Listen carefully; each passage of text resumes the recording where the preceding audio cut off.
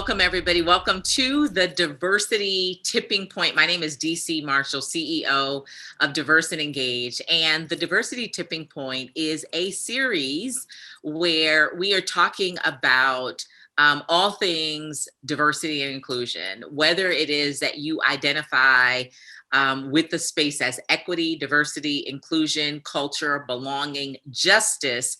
We are really having this conversation about all of it, and more so about the diversity tipping point, which is how we frame what happened after George Floyd was murdered.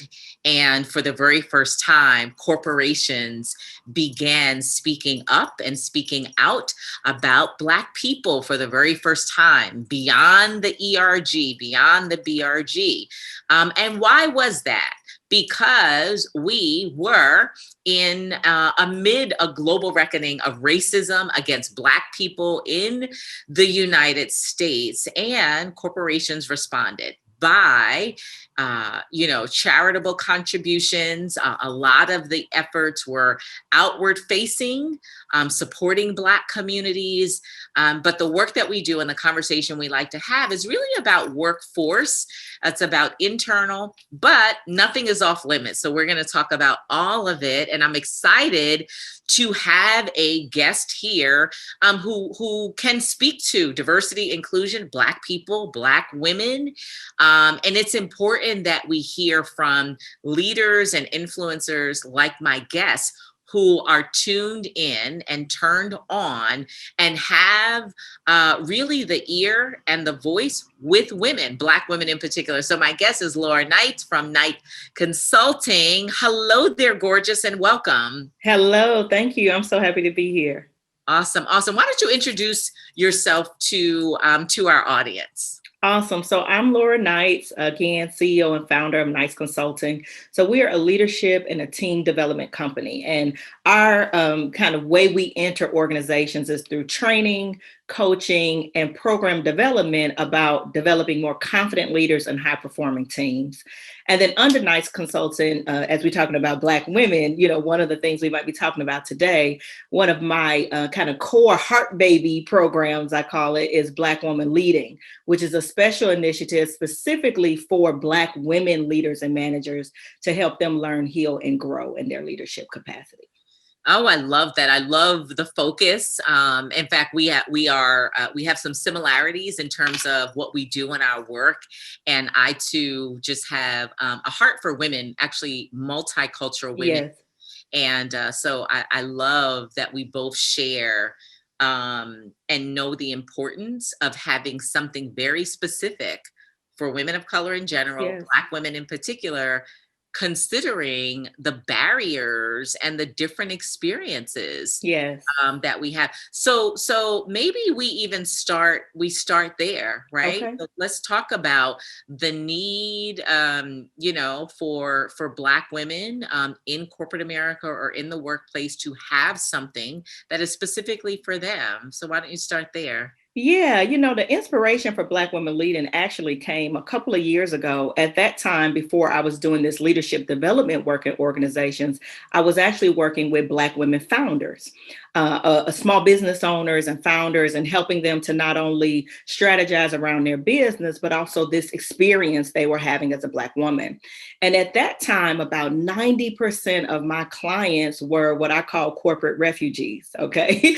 So they were women who left corporate for a variety of reasons, but a common one that came to the surface was kind of this toxic environment that they, in their words, and so they had left corporate and started this business. And you know, as an entrepreneur, that a skill set doesn't equate to a business, right? So nonetheless, back then when I was doing that work, I had wrote out and sketched out the program for Black Women Leading and thought, every Black woman is not going to be an entrepreneur. Some don't want to be, some, depending on the season of their life, they're going to stay in these organizations. And given these pain points, I kept hearing, what is there for them? What is there to help them manage that? So that's where the program kind of was conceptualized. And then we launched it officially last year. And it was right before the State of Black Women in Corporate report came out. August 13th, 2020. I remember it because it's my daughter's birthday. It is Black Women's Equal Pay Day. It was in 2020. And it was on August 13th because it took Black women working in corporate America, all things being considered with, education, skill set, it took them until August 13th of 2020 to catch up in wages to where a white man would have been at December 31st, 2019. So on that day, McKinsey, Lean In, they had done this huge report. It was actually State of Women, and it was a subset about Black women. And so that report really validated the things that I had been hearing already as a coach, and a number of things. So we know that Black women are underrepresented in every level of leadership.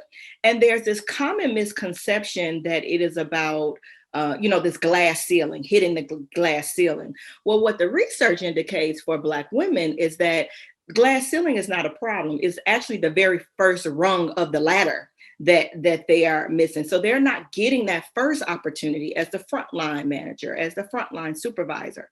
And so my clients are Black women who are at mid and senior level. So they are really unicorns at that point. They're the only Black woman on their level of leadership. Prior to being a full-time entrepreneur, I was a senior leader in a university, and I was the only Black woman on my level of leadership for 10 years. So I experienced it, and then I knew it as a coach. So long story short, there are a number of things. There's the wage issue. There is just the discrimination. The research report shows, more incidences of microaggressions and what that does from a mental wellness perspective, which is very important to me as a licensed clinical social worker as well. So it's a number of things, but the bottom line, the report said that confirmed anecdotally what we know is that Black women are having the worst time in corporate America. And so the program is geared to help them not only work on their leadership development as professionals, but also there's a component specifically around mental wellness and a component specifically around relationship management. How do we navigate these different relationships? Wow, there's so much here in this conversation, and I love that you gave us the baseline in terms of just pay, and August 13th or August is how much longer we have to work, or Black women in the workplace have to work to catch up to that of white men, and so. You mentioned psychological safety, or like Yes. Black tax. I know Catalyst did some research Yes. around that. And then I feel like you tiptoed over into this microaggression space, because there's Yes. so much we could talk about. Yes. But when it comes to the state of diversity, right? So let's go inside these organizations, the state of diversity, you kind of framed a lot up for us. What have you seen, I guess, since the diversity tipping point, different from before the diversity tipping point? I'm just trying to, is it pretty much the same? We're having the same issues. Is anything changing? What's going on now as Black women? Yeah, what I'm seeing in particular to Black women, there's more of a conversation around psychological safety than I have personally ever seen before in organizations. So you have organizations at the different spectrum of their DEI activities, right? You have some that have already had an initiative.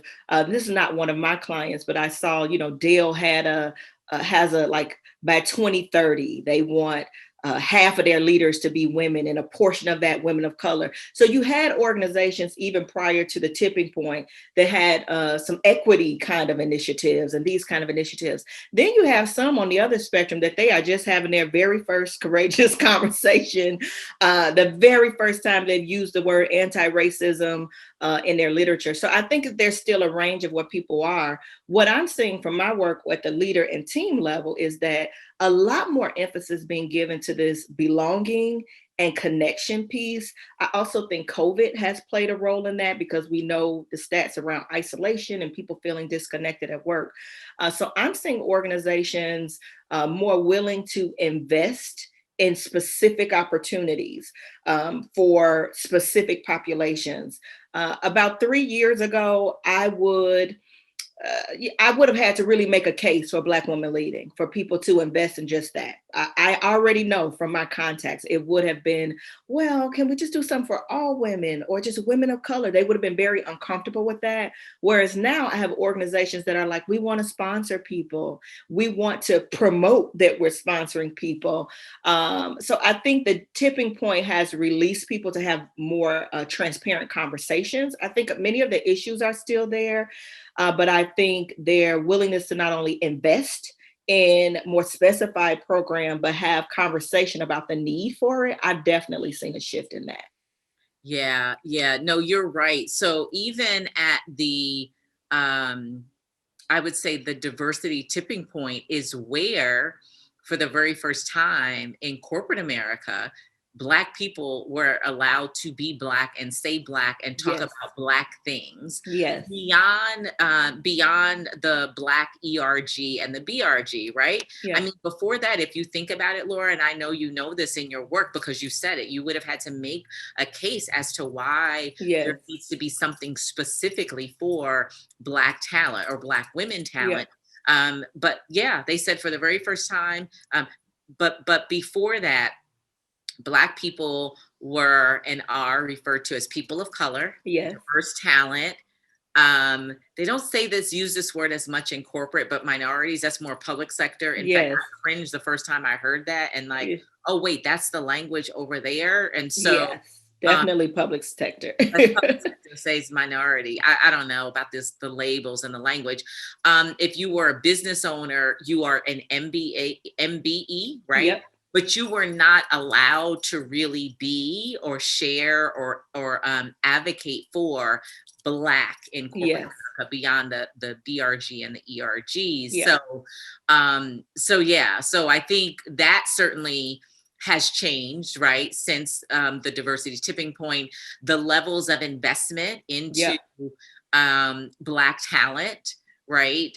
Black communities. So both outside of the organization and internally. yes, To your point, I mean, if you look at corporations like Goldman Sachs, 1 million Black women, where they're investing exactly. $10 billion, B with the B. I think I said on another show 10 million. It's 10 billion. Yep. And so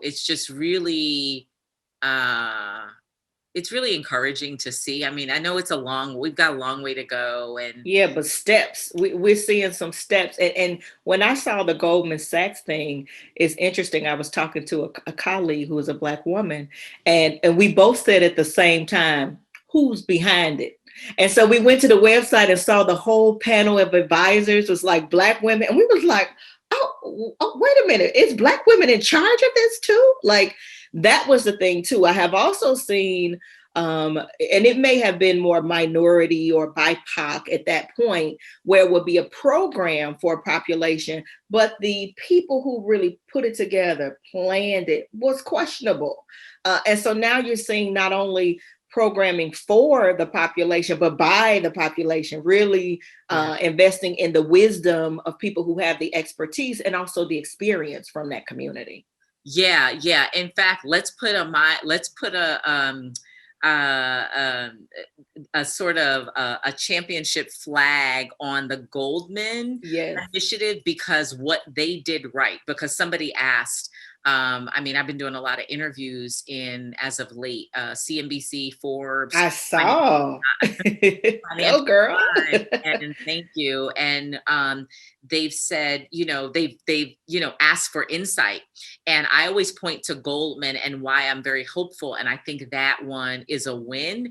Yep. One, because of the amount of the investment. So 10 billion with a B. Yes. Number two, because of the focus, it's not for people of color. It's not for women of color. It's not for the Black community. It's for Black women, which are Yes. gatekeepers of our communities. Three, it's over a period of time. It's 10 years. There's going to be accountability. Yes. And what you said is number four. They put Black women, it's by and for. They, were able to get Black leaders, women leaders, one who I admire or actually many of them, all of them I admire, Yes. respect, but some that I know they are the gatekeepers. Melanie Campbell at the Yes.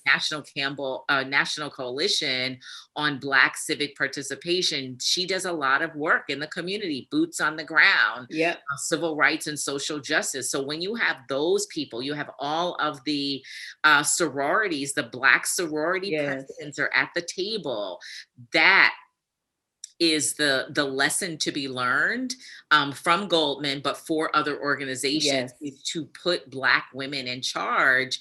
And so yeah, I think that's definitely a great case Yeah. study for Black women. And what I loved about it is there was no limits or parameters. So it was whatever we need to invest in economic justice and wealth for Black Yep. women. Yep. And the Um, language was so powerful. If you go to that website, what I really loved about it is that, there's one thing of saying we need, these resources. This group has been underrepresented. Those things are facts.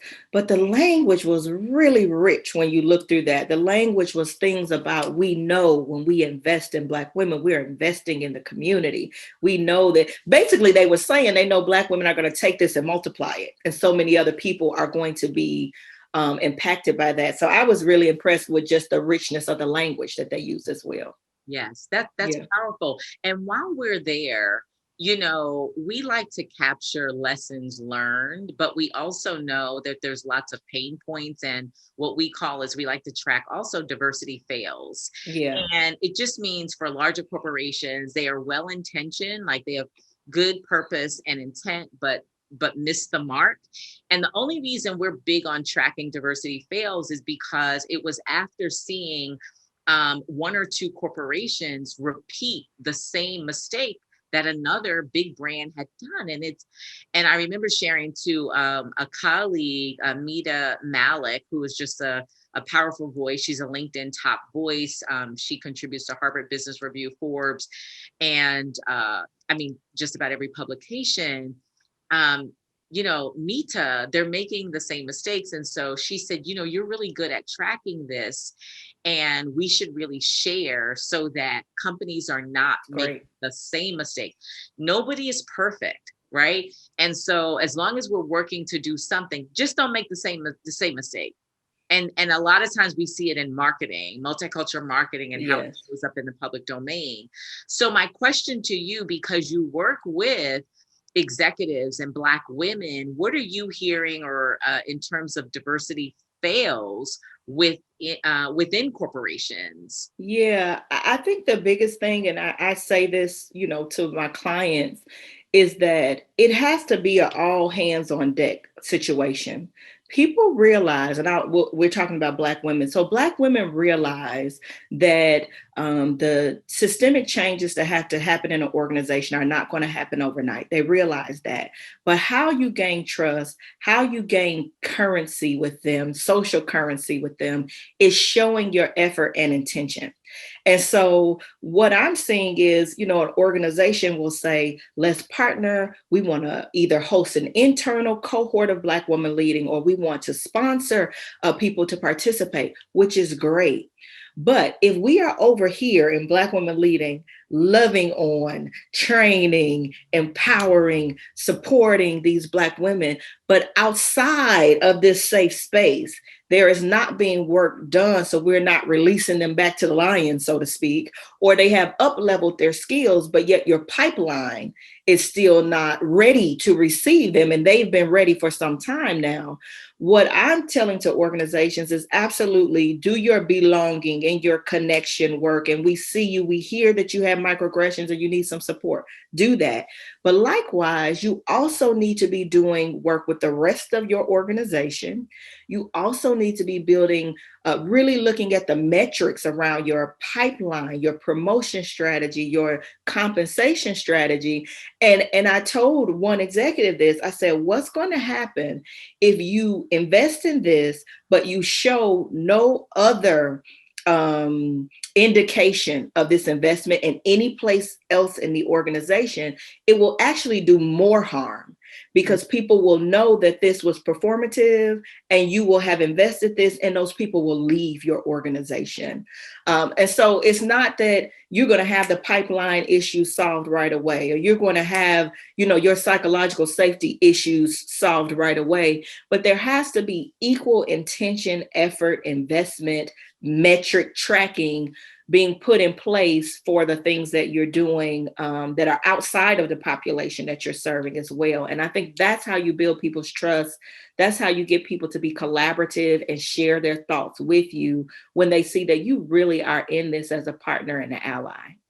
Yeah, I think you bring up a good point about the investment, not necessarily just being in I'm just going to say the Black community or Black Yes, talent, but what else are you doing? And so, exactly. um, there is, we've had a client who brought us in, and specifically it was to focus on the Black talent. Yeah. And when we got there, we had to break the news that you don't have as much of a diversity and inclusion problem as you have a problem with managers not knowing how to manage, period. Exactly. Not knowing how to Exactly. provide feedback. Exactly. And you also have a problem in there is no performance appraisal process. It was not anything that was really solid. And Yep. tech, we know, is a very young and adolescent industry, different from financial services. Auto are very mature. Yes. If we had to generation those eyes, I don't know if that's a word. No, I'm gonna put this up. If we had to assign them a generation, Yeah. we could assign auto and we could assign financial services as boomer, Yeah. and we would assign tech as millennial. Yep. And so millennial not necessarily having language and training on delivering feedback and developing talent, Exactly. right? Or their Exactly. way would be, no, you're doing a good job or you're killing it, right? Where you need more of that. And so, but to your point, that client, we had to tell them, you have potentially a liability here, in that you never want to be perceived as just fixing the Black people or Exactly. addressing the Black people, because the Black people are not your problem. Or for, if it was Asian people or Hispanic, Whatever the group, right? whatever it is, that's not the issue. It's you've got a bigger problem over here. Yeah. And so we were able to call out, you got to be very, very careful. You need to develop your managers. Now, certainly the managers need to know how to manage from a multicultural lens, but you promoted people and they're not equipped to manage. So yeah. I'm seeing the exact same things. It always will come back to leadership, and then that's connected to the psychological safety. So you like, exactly like that. We're doing so much around feedback. We're doing so much around psychological safety, but at the roots of psychological safety are either practices and systems, leader practices, and the interpersonal kind of norms that you have. And all of that is wrapping up, and it has to be all hands on deck. I'm 100% with you on that, for sure. Yeah, that's I appreciate the framing, all hands on deck. I think you are absolutely spot on with that. Well, we've come to the end so fast. This is great. Yeah, no, this is really good. I appreciate the work that you do. And I feel like we are also part of that all hands on deck. We do work with major corporations, both of our respective companies. But I appreciate the focus is definitely needed on, Black talent, Black women, and even, beyond that, looking at women of color in general, looking at Latinas, looking at Asian. But I appreciate now that you're in the space where we can have affinity like, and gender and culture specific programming. So before we go, I'll give you the last words in terms of, what you do for folks who are watching, and how your clients bring you in. Yeah. So big umbrella, we work in organizations, primarily mid-sized organizations who don't have that full learning and development team yet. So we're sometimes like a virtual learning and development team. And we're coming in primarily with the leadership training, exactly what you said, feedback, communication for managers, leaders, senior executives. So we come into organizations and help them look at their leadership development work and redesign if necessary, or amplify or build from scratch, depending on where they are, leadership development programs that touch everyone from individual contributor up to the C-suite. So really excited to do that. And then our Black Women Leading program is a self-hosted program that either individual managers and leaders come to us to participate in, or our corporate clients sponsor people to participate in that as well. Awesome. Awesome. We have to talk more. There's synergy in your executive Black women at Diverse and Engage. We have something specifically for Black women in particular, but women of color in general, but they're business owners, called Amplify. So awesome. Definitely we have to have those specific programs to address the barriers and the lived experiences. So absolutely. Well, listen, thank you for your work, and so glad you were able to be here and to share your insight and what you do. So until next time, everybody, this is the Diversity Tipping Point, and we'll see you again soon. Take care.